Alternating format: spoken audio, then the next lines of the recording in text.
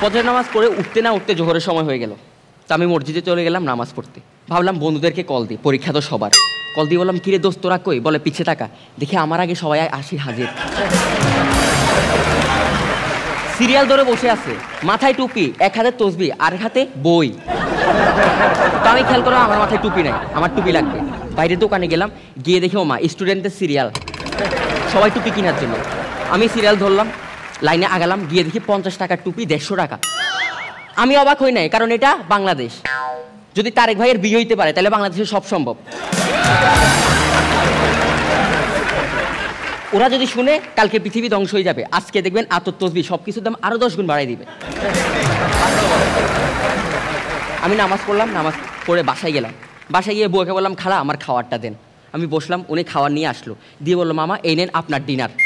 বললাম, খালা ইংলিশ বলতে না পারলে বলবেন না, এটা ডিনার না, এটা লাঞ্চ। বলে যে, মামা আমি ইংলিশ পারি, এটা কালকে রাতের বেঁচে যাওয়া খাবার, এই জন্য এটা ডিনার।